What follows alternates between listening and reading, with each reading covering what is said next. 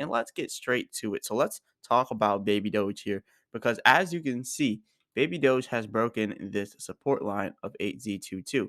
And we've been talking about this for a while. And I mentioned in my previous video that the next area for Baby Doge to hit is 8Z16. So we're going to talk about the probability of us hitting 8Z16 and where we would stop before we would hit 8Z16. So let's talk about that now. First things first, the first area that we could stop at before we hit 8Z16 would be up here. And that's exactly where we're stopping at now because that was our last resistance in that last area that we had. So if you look over here, it goes straight across here at 8Z20 and 8Z21 around that area here. And you can see we've already hit this area and now we're bouncing back up above it. And the reason why I chose this area because if you go back here and look at our indicators, you can actually see Baby Doge had massive resistance here right before we actually broke out. So let's take out the indicators so you can see that clearly. You can see massive resistance here and here, here, and here before we actually broke out with Baby Doge. And if you actually go ahead and bring back the indicators, now you can see clearly. So it's been doing this for a long, long time, and we kind of should have expected it for it to hit this level here. So yeah, this was our massive resistance back here around the 4th of February.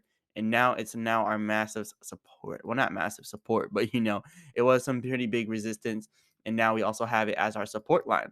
So the next one that I mentioned is down here. So the next little support line before we go all the way down to 8Z12, or if we go down to 8Z12, then we got this one right here because as you can see, there is also resistance here, and it did not want to get past 8Z18.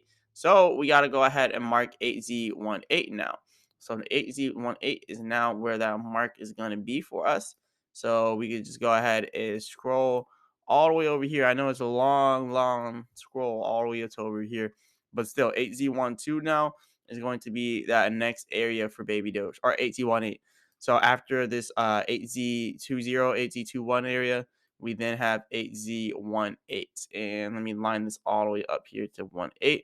There, 8Z18. Now you got 8Z18 here. So this is pretty good because this is exactly where we're going to be pulling back down to. So from where we are now, over here at 8Z21, to 8Z20, we could see then our next area being down here at 8Z18, and that's what we're expecting from there. And then we have another area here at 8Z16 that's also a support area for Baby Doge. And actually, if you go all the way over here, you can see that 8Z16 area plays a big key role back here for Baby Doge, back on the 29th and 30th of January, and also back here on the 2nd of February. It also played a big role as well. So that will then be the same role that we're going to be playing here for Baby Doge if we are to become bearish here. And also, I guess we could just go ahead and we can stretch this all the way out to here. So you can see all the other stuff over here. So we're going to stretch that over to there. And then this one right here, we could also take and bring this even further. So this one here is originally at 1423, or we could just say 1420. But yeah, this is exactly where we need to get with it all the way over here. So these are our supports here for Baby Doge before we go down to 8Z12. So for this one right here, after we pass 8Z16, then we got 8Z14 down here to meet. So we got some supports here for Baby Doge. We just got to keep watching out for them because, there's a lot of these support lines. So we'll just kind of go over those all over again. So like I said, 8Z20 to 8Z21. Well, we're already at 8Z21. But yeah, 8Z20. And then you got down here 8Z18. And then you got down here 8Z16. And then you got down here 8Z14. And then you got down here 8Z12. So it kind of goes into intervals of twos.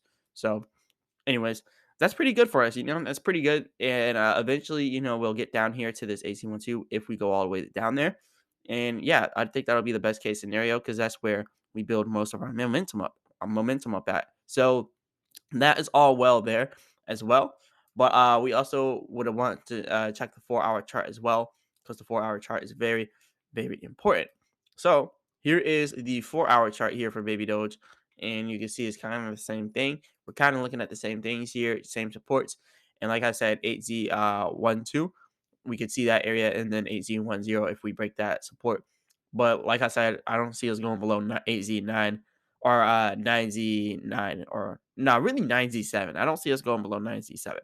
If you like this video, go ahead and hit the like button and subscribe. There will be lots more content coming to this channel in the near future.